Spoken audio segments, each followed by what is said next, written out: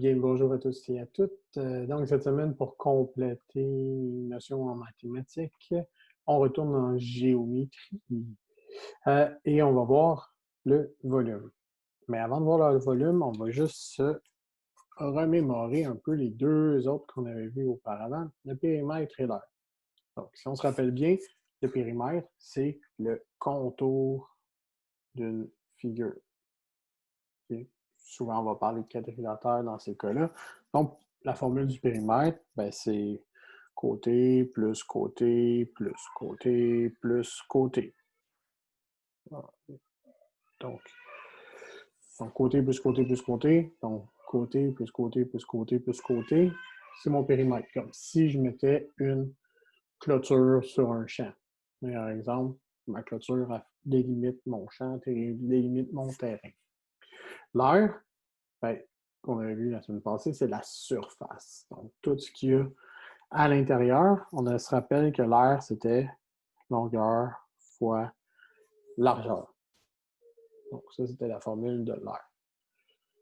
Mais tous ces deux-là, c'est une figure plane. Donc, figure qu'on dit en deux dimensions. Donc, tu peux faire ça sur un rectangle, un carré, peu importe, une figure de ce type-là. Nous, aujourd'hui, ce qui va nous intéresser, c'est le volume. C'est quand on arrive en trois dimensions avec du volume.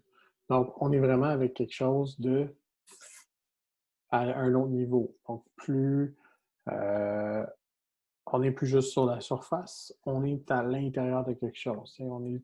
Ça, c'est en trois dimensions. Si je calcule le volume, ça serait l'intérieur de mon efface. Okay? Boîte de Kleenex, l'intérieur de mon Kleenex.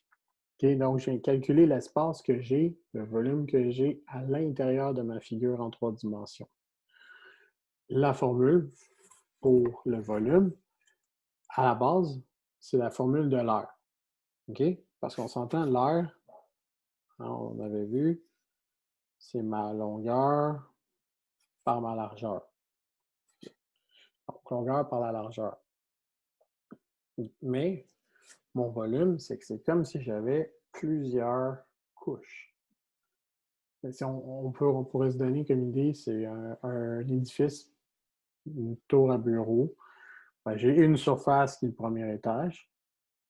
J'ai une autre surface qui est le deuxième, une autre qui est le troisième, quatrième, cinquième, sixième, et ensuite, peu importe le nombre d'étages qu'il y a. Donc, le volume, c'est ça. Donc, je me retrouve avec un étage que j'ai un périmètre, mais que je vais en mettre plusieurs. Cette surface-là, ben, je vais la répéter à plusieurs fois, ce qui va faire du 3 dimensions. Donc, la formule de base, ça commence pareil comme l'air. Donc, longueur fois largeur. Longueur fois largeur. Et là, ce qui va m'intéresser, encore, multiplié par la h, par la hauteur. Donc, combien de fois? OK? Des fois, le L ici, là, vous allez le voir, ça se peut que vous voyez. OK, ça se peut que vous voyez L fois P fois H. Et L pour longueur fois la profondeur fois la hauteur.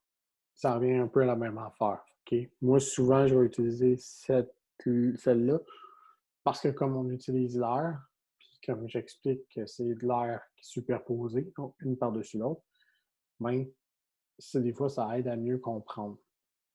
OK? Donc, c'est la formule qui est importante à connaître à ce niveau-là.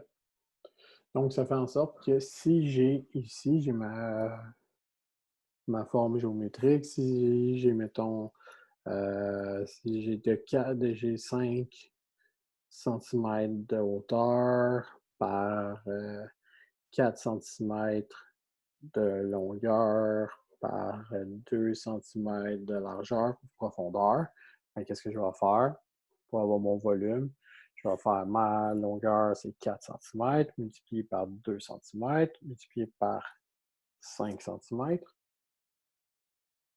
Donc, 4 fois 2, 8. 8 fois 5, 40. Donc, mon volume, c'est que ça sera 40 centimètres. Et là, l'élément important pour mon volume, ce n'est plus en carré comme en surface. Là, on travaille sur l'air, on travaille en 2 dimensions.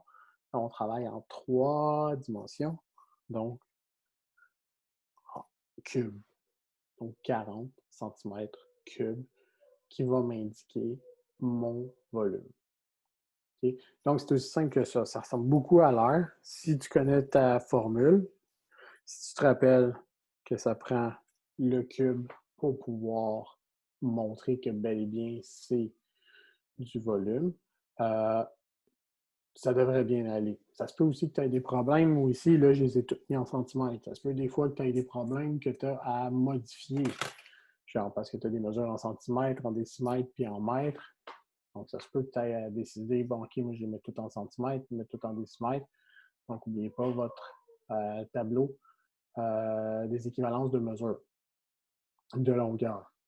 Donc, ça peut tout le temps aider. Donc, j'espère que ça a été assez clair pour vous. Si jamais vous avez des questions, n'hésitez pas à m'en faire part, écrivez-moi. Sinon, venez me poser des questions sur le Zoom, ou sur les Zooms plutôt qu'on va faire durant la semaine. Donc, sur ce, bon travail, puis à très bientôt.